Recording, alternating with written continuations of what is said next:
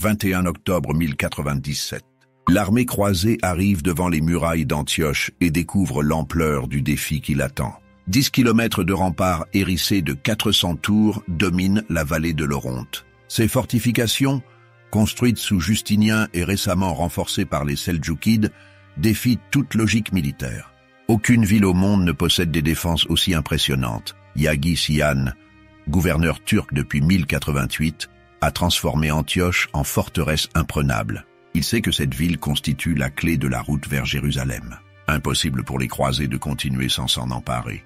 Il a chassé les populations chrétiennes locales, emprisonné le patriarche orthodoxe Jean l'Oxite dans ses cachots et converti la cathédrale Saint-Paul en écurie pour ses chevaux de guerre. Les chefs croisés contemplent ces défenses avec un mélange de fascination et d'effroi. Godefroy de Bouillon, Bohémond de Tarente, Raymond IV de Toulouse, Robert de Flandre et Robert de Normandie réalisent qu'ils font face à leur plus grand défi depuis le départ d'Europe. Cette ville peut résister des années entières. Leurs provisions s'amenuisent déjà dangereusement. L'encerclement commence immédiatement, mais révèle une faille majeure. L'armée croisée ne dispose pas d'assez d'hommes pour bloquer tous les accès. La porte Saint-Georges reste ouverte, permettant aux assiégés de recevoir régulièrement des renforts et des provisions. Cette erreur tactique condamne les Francs à un siège prolongé dans des conditions qui vont rapidement devenir cauchemardesques. Bohémond s'installe face à la porte Saint-Paul avec ses Normands de Sicile. Godefroy de Bouillon positionne ses Lorrains devant la porte du Duc. Raymond de Toulouse place ses Provençaux près de la porte du Pont. Les deux Robert contrôlent les accès nord avec leurs contingents français et flamands. Cette répartition révèle déjà les rivalités entre chefs, chacun cherchant la meilleure position pour un éventuel assaut final. L'hiver syrien de 1097-1098 transforme le siège en apocalypse. Les pluies torrentielles de novembre changent le camp croisé en bourbier pestilentiel. Les tentes s'effondrent sous les trompes d'eau, les armes rouillent, les provisions pourrissent. Les maladies se propagent comme une traînée de poudre dans cette fange humaine où s'entassent des dizaines de milliers d'hommes. La famine frappe avec une violence inouïe. Les chevaux meurent par centaines, leurs carcasses jonchent le camp en putréfaction. Les soldats dévorent leurs montures, puis les chiens, les chats, jusqu'aux rats qu'ils parviennent à attraper. Certains mâchent des racines, de l'herbe, des brindilles pour tromper leur faim dévorante. Les prix s'envolent de manière grotesque. Un œuf se vend l'équivalent d'un mois de solde. Un sac de blé vaut une fortune. Les plus riches monopolisent les rares provisions, tandis que les pauvres crèvent littéralement de faim. Cette injustice sociale exacerbe les tensions au sein de l'armée chrétienne. Les Tafurs, cette troupe de croisés miséreux menée par le roi Tafur, franchissent l'ultime tabou. Ils déterrent les cadavres musulmans des cimetières pour voler bijoux et objets précieux, puis dévorent la chair de leurs ennemis morts. Ces pratiques cannibaliques horrifient leurs propres alliés, mais servent aussi d'armes psychologiques contre les défenseurs d'Antioche qui observent ces scènes d'épouvante depuis leurs remparts. Les désertions se multiplient dramatiquement. Pierre l'Ermite, l'un des prédicateurs de la croisade, tente de fuir en janvier 1098. Tancrède le rattrape et le ramène de force, mais son prestige s'effondre définitivement. Un soldat sur 7 meurt de faim, d'épuisement ou de maladie. 700 chevaux périssent, privant l'armée de sa mobilité tactique. Bohémond comprend que cette guerre d'usure tourne à l'avantage des assiégés. Il faut agir vite ou périr lentement. Mais comment prendre une ville aussi bien défendue avec une armée affaiblie et démoralisée? Le 31 décembre 1097, un violent tremblement de terre secoue Antioche. Le lendemain soir, une aurore boréale embrase le ciel nocturne. Ces phénomènes naturels troublent profondément les deux camps. Les chrétiens y voient des signes divins annonçant leur victoire finale. Les musulmans s'interrogent sur la signification de ces présages troublants. Ducac de Damas lance la première tentative de secours en février 1098. Son armée de 15 000 hommes remonte vers Antioche, mais les conditions météorologiques épouvantables ralentissent sa progression. Bohémond et Robert de Flandre l'interceptent avec 20 000 combattants près du village d'Albara. Le choc est brutal et décisif. Les Francs, galvanisés par l'espoir de sortir enfin de leur prison, se battent avec une énergie désespérée. Ils enfoncent les lignes damascènes et massacrent méthodiquement les fuyards. Ducac parvient à s'échapper de justesse, mais son armée est anéantie. Les croisés récupèrent un butin considérable et surtout des provisions qui leur permettent de tenir quelques semaines supplémentaires. Cette victoire redonne temporairement espoir, mais ne résout pas le problème fondamental. Les croisés restent bloqués devant Antioche sans moyens suffisants pour l'emporter d'assaut. Pire, ils apprennent qu'une deuxième armée de secours approche déjà. Ridwan d'Alep, malgré son animosité personnelle envers Yaguy-Siyan, ne peut laisser tomber une ville aussi stratégique. Le 9 février 1098, il attaque avec 12 000 hommes. Nouvelle bataille, nouveau massacre. Les Francs remportent encore la victoire, mais leurs pertes s'accumulent dangereusement. Ils saignent à blanc dans ces combats répétés.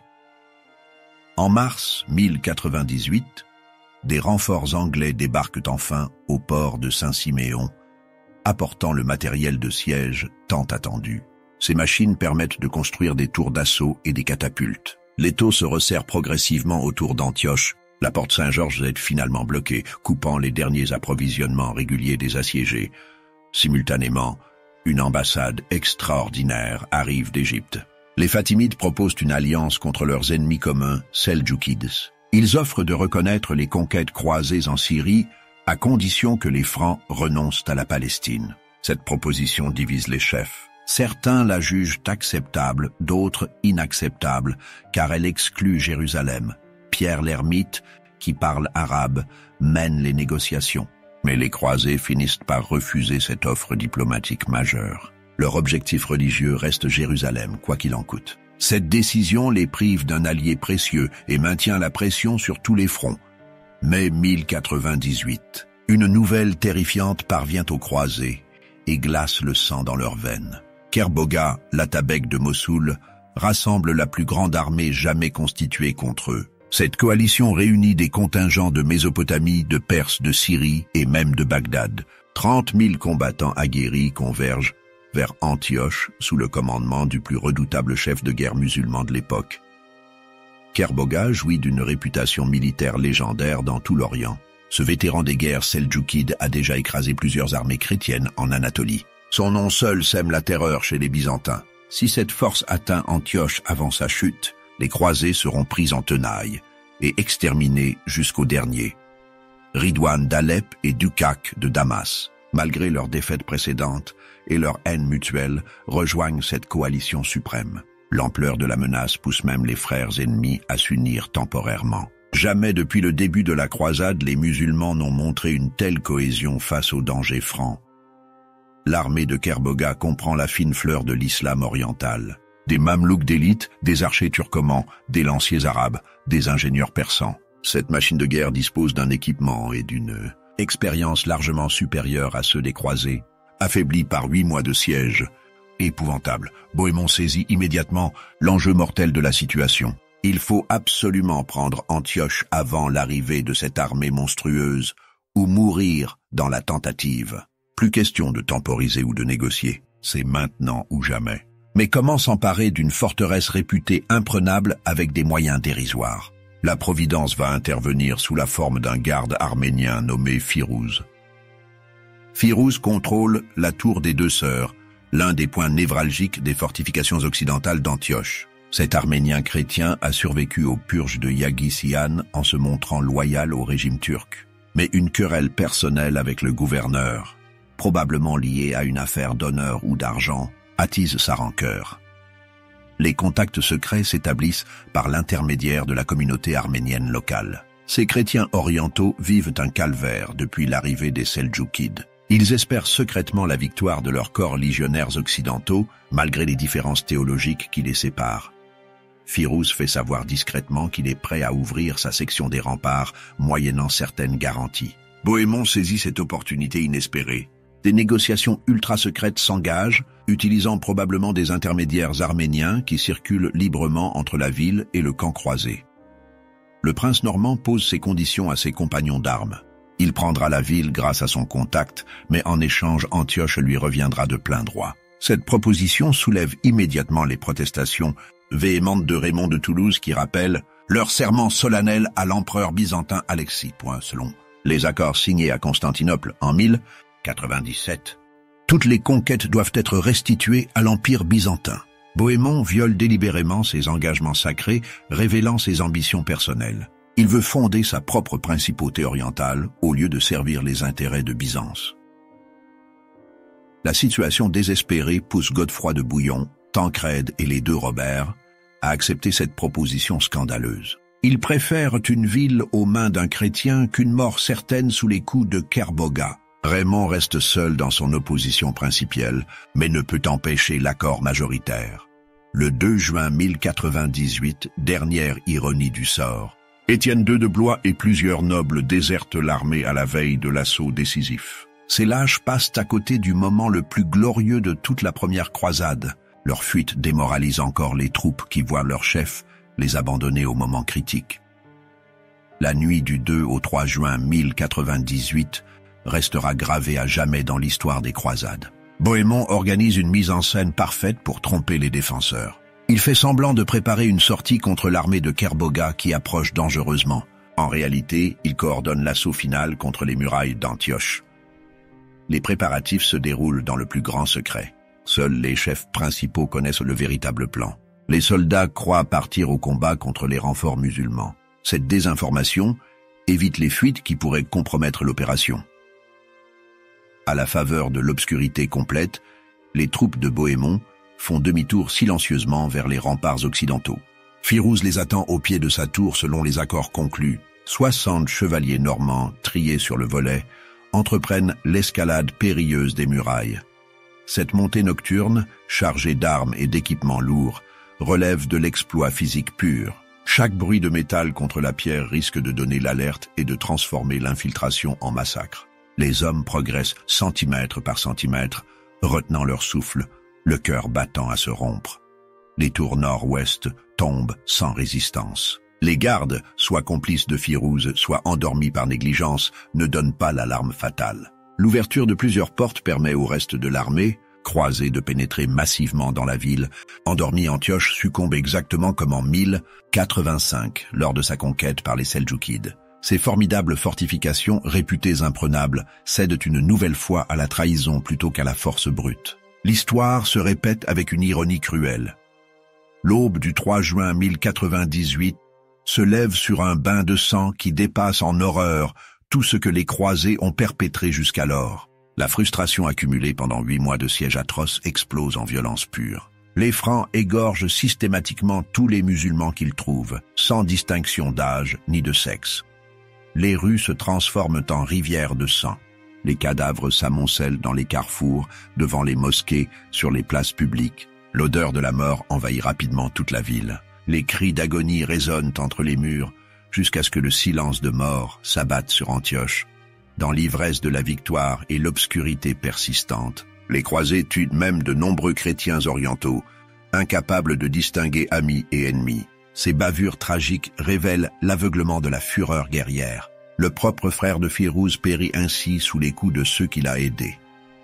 Les chroniqueurs chrétiens eux-mêmes décrivent les rues engorgées de cadavres. Cette boucherie méthodique révèle toute la barbarie de l'époque. Les soldats se vengent de toutes leurs souffrances passées sur la population innocente d'Antioche. La guerre sainte devient massacre aveugle.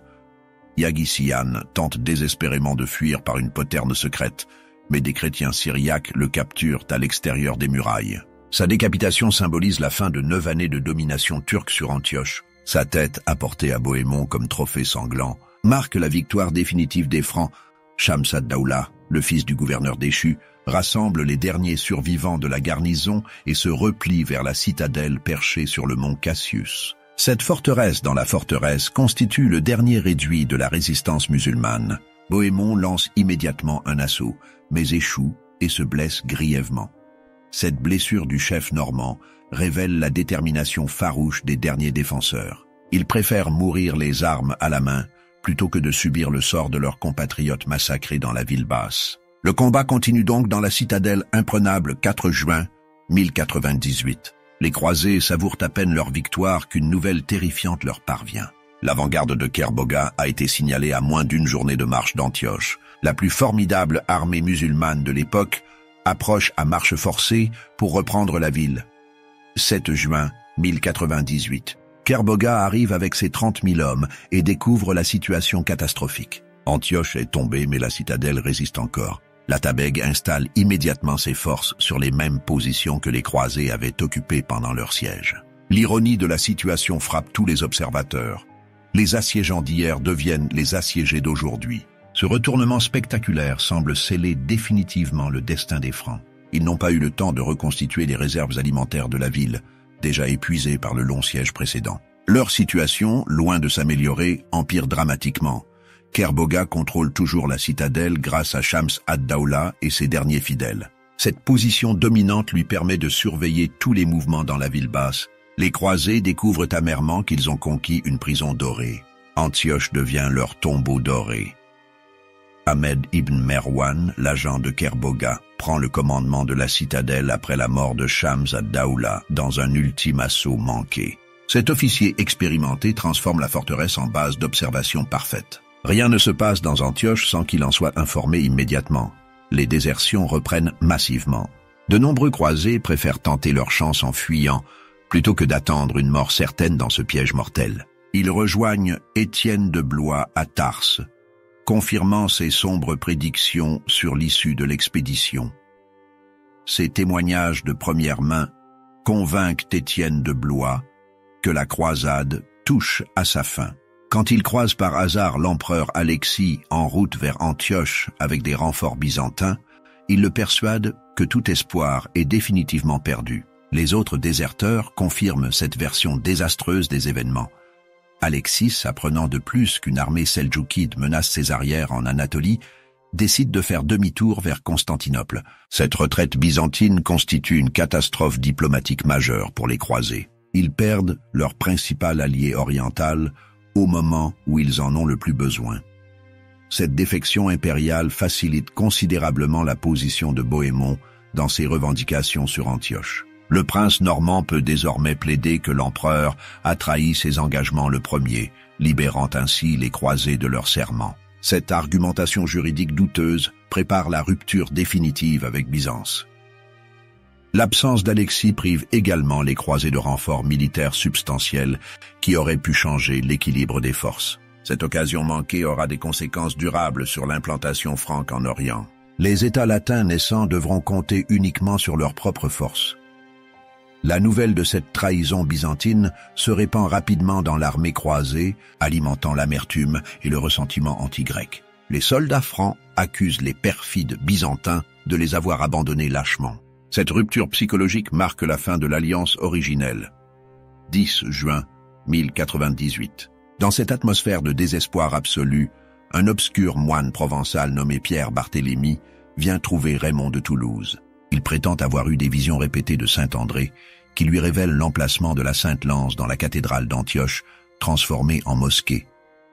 Cette relique extraordinaire, censée avoir percé le flanc du Christ sur la croix, possède selon la tradition chrétienne des pouvoirs surnaturels. La légende affirme que celui qui la porte au combat devient invincible face à tous ses ennemis.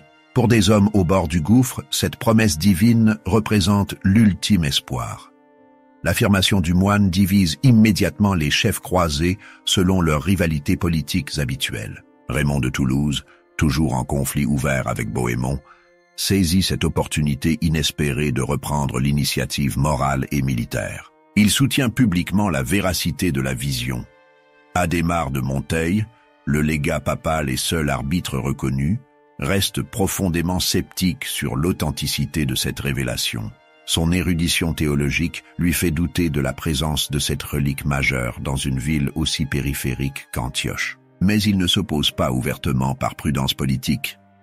Bohémond, toujours pragmatique avant tout, comprend parfaitement l'utilité psychologique de cette découverte providentielle. Même s'il doute personnellement de son authenticité, il saisit l'impact potentiel sur le moral désastreux de ses troupes. Un miracle, vrai ou faux, peut sauver la situation. Les croisés affamés et terrorisés multiplient les visions mystiques depuis des semaines. Un autre moine, Étienne de Valence, raconte déjà des apparitions du Christ et de la Vierge, Marie. Cette atmosphère mystique facilite l'acceptation du témoignage de Pierre Barthélemy par les soldats superstitieux, 14 juin 1098. Les fouilles commencent solennellement dans la cathédrale Saint-Pierre, en présence de tous les chefs principaux et d'une foule considérable de témoins. L'enjeu dépasse largement la simple découverte archéologique. C'est l'avenir même de la croisade qui se joue dans cette excavation improvisée. Après plusieurs heures de recherches infructueuses, Pierre Barthélemy descend personnellement dans l'excavation. Quelques minutes plus tard, il ressort triomphalement en brandissant une pointe de lance rouillée qu'il affirme être la relique tant recherchée. Miracle ou mise en scène, l'effet est immédiat et spectaculaire. Cette découverte provoque un électrochoc phénoménal dans toute l'armée chrétienne. Peu importe l'authenticité réelle de l'objet, son impact psychologique dépasse toutes les espérances. Les soldats retrouvent instantanément espoir, détermination et courage. Ils croient désormais posséder un gage certain de la faveur divine. La nouvelle de la découverte se répand comme une traînée de poudre dans Antioche assiégée. L'enthousiasme religieux balaie tous les doutes et toutes les peurs. Les hommes qui se croyaient condamnés à mort reprennent espoir en la victoire finale. Cette transformation psychologique spectaculaire redonne une armée combative à Bohémond. L'habileté politique du prince normand se révèle dans sa gestion de cette crise mystique. Il canalise la ferveur populaire vers un objectif militaire précis, la sortie générale contre l'armée de Kerboga. Cette bataille décisive déterminera le sort de la première croisade et l'avenir de l'Orient chrétien. Bohémond dispose d'informations précieuses grâce à son réseau d'espions infiltrés dans le camp musulman. Il sait que l'armée de Kerboga souffre de divisions internes croissantes. Les émirs syriens craignent que l'Atabeg de Mossoul n'utilise cette campagne pour s'implanter durablement en Syrie et dominer toute la région. Ridwan d'Alep, qui n'a pas rejoint personnellement l'expédition contrairement à son frère ennemi Dukak, attise secrètement ses rivalités par ses agents. Il redoute que Dukak ne s'allie définitivement avec Kerboga contre lui.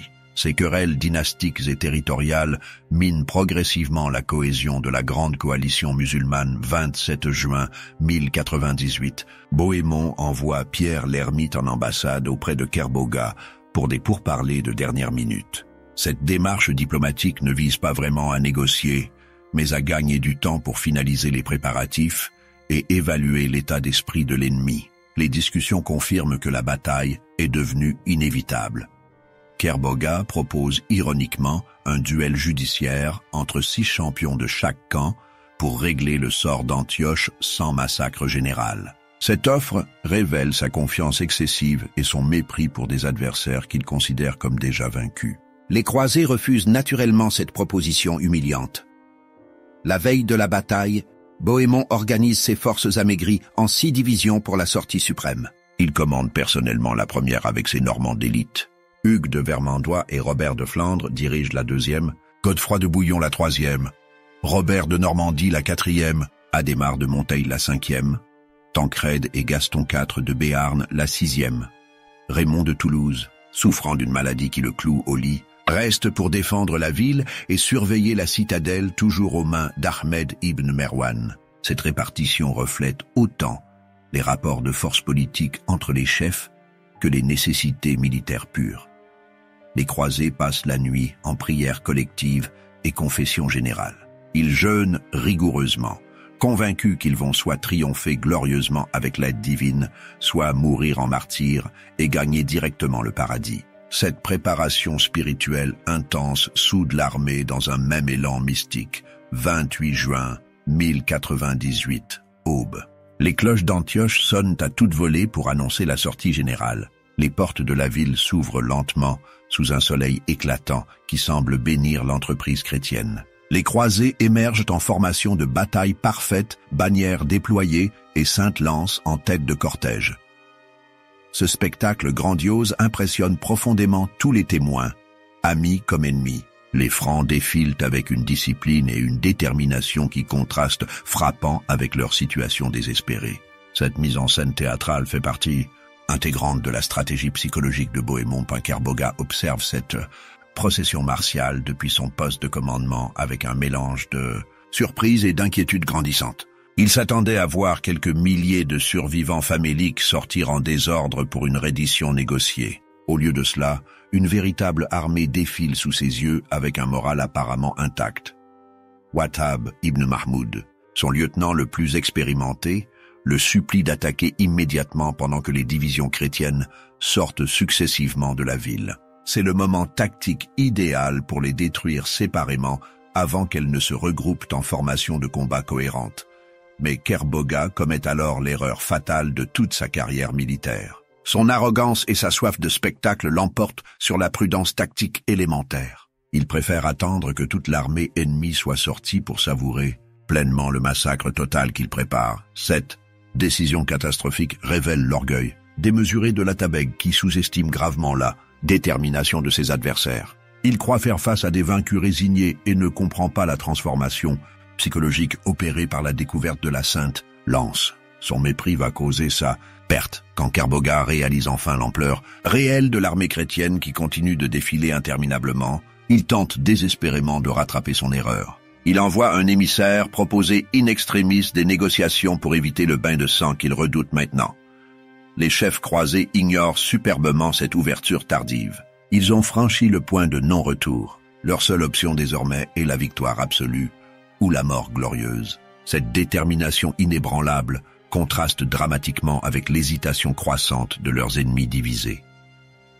Kerbogha tente alors d'improviser une tactique turque classique pour reprendre l'initiative perdue. Il veut attirer les Francs vers un terrain rocailleux où ses archers montés pourront les harceler efficacement. Il fait incendier les herbes sèches de la prairie pour canaliser leur avancée et gêner leur progression. Un détachement turc attaque vigoureusement l'aile gauche des croisés pour les déborder et semer la confusion dans leurs rangs.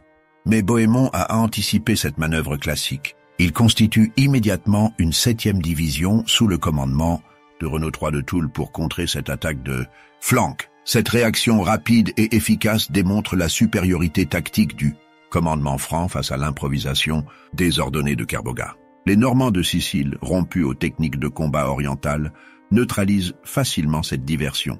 L'initiative reste fermement entre les mains chrétiennes. Les archers turcs parviennent néanmoins à infliger quelques pertes au premier rang franc. Le porte-étendard d'Adhémar de Monteil tombe criblé de flèches, semant un instant de panique dans la 5e division. Kerbogha fait intensifier le tir de barrage et incendie davantage la végétation pour créer un rideau de fumée aveuglant.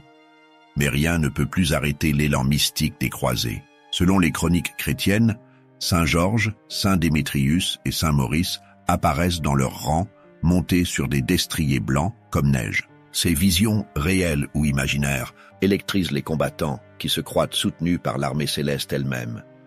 Cette ferveur religieuse compense largement l'infériorité numérique des Francs. Ils chargent avec une détermination surnaturelle, indifférents aux flèches qui pleuvent sur eux. Leurs cris de guerre, « de le vol !» résonnent comme un tonnerre sur tout le champ de bataille, glaçant d'effroi leurs ennemis. Le premier signe de la débâcle musulmane apparaît soudain, quand Doukhak de Damas abandonne inexplicablement le champ de bataille avec toutes ses troupes damascènes. Cette défection en plein combat sème immédiatement la panique dans les rangs de Kerbogha, qui voit sa coalition se fissurer au moment critique. Les tensions accumulées depuis des semaines au sein de l'armée musulmane explosent brutalement. Doukhak n'a jamais pardonné à Kerbogha son attitude méprisante lors des conseils de guerre. Cette humiliation publique pousse l'émir de Damas à une vengeance spectaculaire qui coûtera la victoire à l'islam. La fuite de Doukhak provoque un effet domino catastrophique. Les autres émirs, voyant leur principal allié déserté, perdent instantanément confiance dans l'issue de la bataille. Sokman l'Orthokide et Jana ad-Dawla, émir de Homs, qui étaient restés fidèles plus longtemps, comprennent que la situation devient désespérée. Ces défections en chaîne transforment ce qui aurait dû être une victoire écrasante en déroute humiliante. L'armée de Kerbogha, pourtant 3 fois supérieure en nombre, se désintègre sous les yeux incrédules de son chef. La discipline militaire s'effondre face aux rivalités politiques ancestrales. Kerbogha lui-même doit battre en retraite précipitamment pour éviter la capture ou la mort. Ce chef de guerre, réputé invincible, découvre amèrement que la politique divise plus qu'elle n'unit. Son autorité personnelle ne suffit pas à maintenir la cohésion d'une coalition artificielle fondée sur des intérêts contradictoires. Les soldats musulmans fuient dans toutes les directions, abandonnant armes, équipements et provisions. Cette débandade générale offre un spectacle surréaliste. La plus formidable armée jamais rassemblée par l'islam se volatilise en quelques heures sous la pression d'une poignée de francs faméliques, mais Déterminés, les croisés poursuivent impitoyablement leurs ennemis en déroute jusqu'au pont de fer sur l'Oronte. Cette chasse à l'homme organisée fait des milliers de victimes supplémentaires parmi les fuyards. Les chroniques évoquent des rivières de sang et des montagnes de cadavres jonchant la campagne syrienne. La citadelle d'Antioche, voyant l'anéantissement de l'armée de secours, se rend finalement à Bohémond. Ahmed ibn Merwan préfère capituler honorablement plutôt que de subir un assaut final qui ne pourrait que retarder l'inévitable. Cette reddition marque la fin définitive de toute résistance musulmane. La victoire du 28 juin 1098 dépasse toutes les espérances des croisés et produit un choc psychologique considérable dans tout l'Orient méditerranéen. Cette bataille impossible gagnée contre toute logique militaire confirme leur conviction d'être les instruments choisis de la providence divine. La nouvelle de l'anéantissement de Kerboga se répand à la vitesse de l'éclair, semant la terreur chez les musulmans et l'exaltation chez les chrétiens orientaux. Cette victoire miraculeuse renverse complètement l'équilibre des forces au Proche-Orient et ouvre la route de Jérusalem aux armées franques. Pour les populations chrétiennes autochtones, longtemps opprimées par la domination seldjoukide, cette libération prend des allures messianiques. Elle voit dans ces guerriers occidentaux les libérateurs annoncés par les prophéties. Cette adhésion populaire facilite grandement les conquêtes ultérieures. Bohémond revendique immédiatement Antioche comme sa possession exclusive, conformément aux accords conclus avant l'assaut final. Raymond de Toulouse proteste encore véhémentement, mais son opposition isolée ne peut plus entraver les ambitions normandes. Le rapport de force a définitivement basculé. La fondation de la principauté d'Antioche crée le premier État latin d'Orient durable et transforme radicalement la nature de la croisade. Cette création politique majeure fait passer l'expédition du statut de reconquête byzantine à celui de colonisation occidentale pure. L'absence d'Alexis, parti sur la foi des faux témoignages des déserteurs, facilite cette appropriation scandaleuse. Quand l'empereur apprend tardivement la victoire réelle, il est trop tard pour revendiquer efficacement ses droits théoriques sur la ville. Le fait accompli s'impose brutalement. Hugues de Vermandois part pour Constantinople informer Alexis des événements, mais l'empereur n'est plus intéressé par l'envoi d'une expédition pour revendiquer Antioche si tard dans la saison.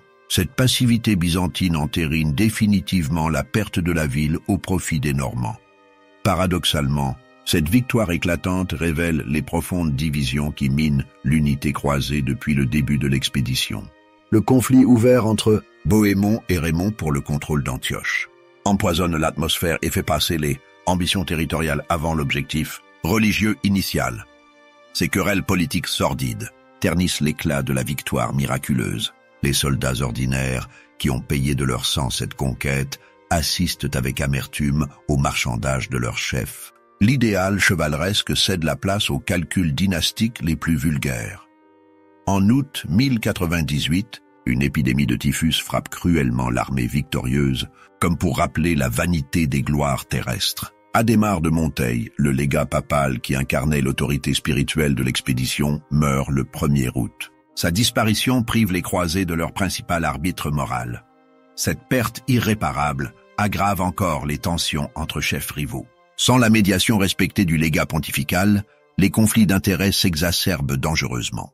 L'unité fragile de l'expédition menace de voler en éclats au moment de son plus grand triomphe. En septembre, les dirigeants survivants écrivent collectivement au pape Urbain II, lui demandant de venir personnellement prendre le contrôle d'Antioche. Cette requête extraordinaire révèle leur incapacité totale à résoudre leurs contradictions internes sans arbitrage extérieur.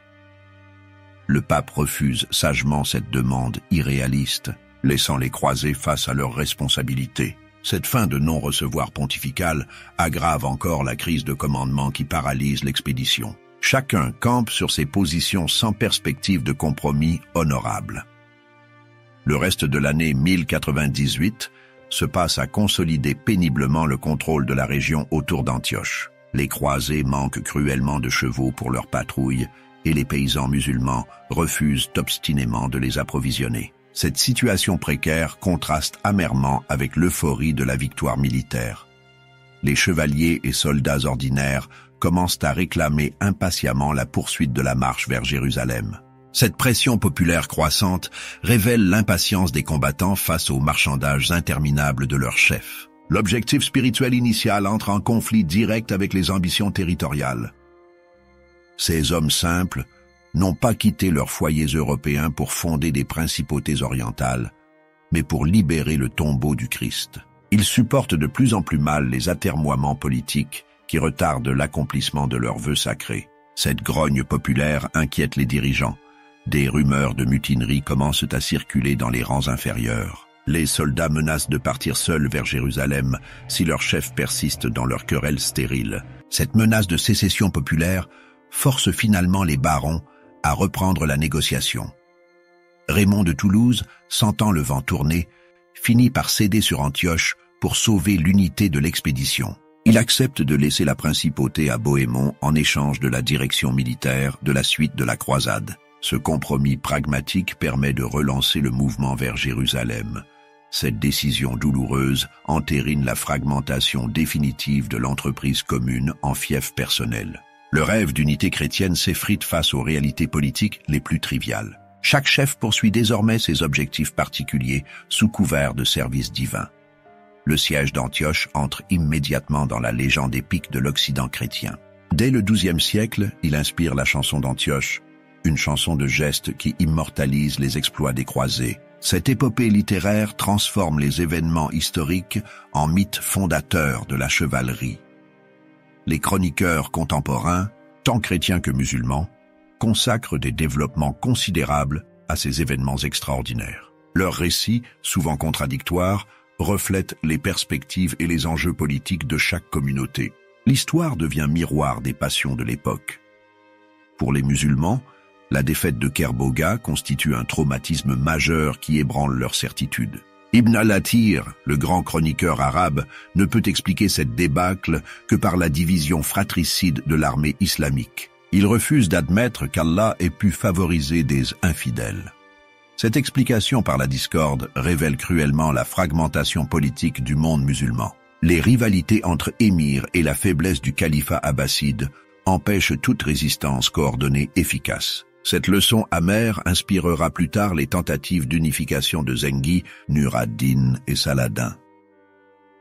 La bataille d'Antioche démontre aussi magistralement l'importance du facteur psychologique dans les conflits médiévaux. La découverte de la Sainte Lance, authentique ou factice, transforme radicalement le moral des troupes chrétiennes. Cette leçon sur le pouvoir des symboles marquera toute l'histoire militaire. L'établissement de la principauté d'Antioche crée un précédent politique majeur pour les autres États latins d'Orient. Édesse, Jérusalem et Tripoli suivront ce modèle institutionnel, fragmentant encore davantage l'unité théorique de la croisade en monarchie rivale. La victoire d'Antioche marque un tournant géopolitique fondamental au Proche-Orient. Elle brise définitivement l'hégémonie seldjoukide en Syrie du Nord et ouvre un corridor permanent entre l'Occident et la Terre Sainte. Cette fracture dans le monde musulman ne se refermera jamais complètement. L'installation durable des Francs en Orient transforme les échanges commerciaux, culturels et intellectuels entre l'Europe et l'Asie. Antioche devient un carrefour cosmopolite où se mélangent toutes les civilisations méditerranéennes. Cette synthèse originale enrichit l'humanité entière. Les techniques militaires évoluent rapidement au contact des différentes traditions guerrières. Les croisés adoptent les tactiques orientales tandis que les musulmans intègrent les innovations occidentales. Cette course aux armements permanente révolutionne l'art de la guerre médiévale. L'architecture religieuse se métisse également sous l'influence des rencontres culturelles. Les églises franques d'Orient mélangent harmonieusement les styles romans, byzantins et arabes. Ces créations artistiques uniques témoignent de la richesse des échanges interculturels. Les sciences progressent grâce aux traductions systématiques des textes antiques conservés en arabe. Antioche devient un foyer intellectuel majeur où se rencontrent les savants de toutes origines. Cette effervescence favorise l'éclosion de la Renaissance européenne, mais cette coexistence reste fragile et menacée par les fanatismes religieux des deux bords. Les massacres d'Antioche préfigurent tristement les violences futures qui empoisonneront les relations interconfessionnelles. La tolérance médiévale a ses limites tragiques. Le siège d'Antioche résume parfaitement tous les paradoxes de la première croisade. Cette épopée extraordinaire mêle inextricablement idéalisme mystique et ambition politique, héroïsme chevaleresque et atrocité barbare, unité spirituelle et division matérielle. Les événements de 1097-1098 préfigurent tous les développements ultérieurs de l'aventure. Croisée, la victoire miraculeuse du 28 juin 1098 sauve littéralement la première croisade d'un anéantissement certain. Sans ce retournement spectaculaire, l'expédition se serait achevée dans les fossés d'Antioche et Jérusalem serait restée musulmane. Le destin de l'Orient chrétien se joue en quelques heures décisives. Cette bataille impossible révèle l'importance cruciale du moral des troupes dans les conflits prémodernes. Les croisés faméliques triomphent d'une armée 3 fois supérieure grâce à leur détermination mystique. La foi déplace vraiment les montagnes quand elle galvanise des hommes prêts à mourir pour leur conviction. Mais cette victoire spirituelle se corrompt immédiatement dans les querelles territoriales les plus sordides. L'idéal chevaleresque cède rapidement la place au calcul dynastique. Cette désillusion tragique accompagne toute l'histoire des croisades et en explique largement l'échec final. L'effondrement de la coalition musulmane démontre que la division reste le pire ennemi de toute entreprise collective. Kerbogha dispose de tous les atouts militaires pour écraser les Francs, mais les rivalités politiques anéantissent sa supériorité numérique. Cette leçon d'unité reste d'actualité dans notre monde fragmenté. La création de la principauté d'Antioche inaugure 2 siècles de présence franque en Orient. Cette implantation durable transforme profondément les sociétés méditerranéennes et favorise les échanges entre civilisations. Malgré les violences initiales, cette rencontre enrichit l'humanité entière. Le siège d'Antioche nous enseigne finalement que l'histoire avance par bonds imprévisibles plutôt que par évolution linéaire. Un moine obscur trouve une lance rouillée et change le destin du monde. Cette contingence rappelle humblement que rien n'est jamais définitivement écrit dans le grand livre du temps.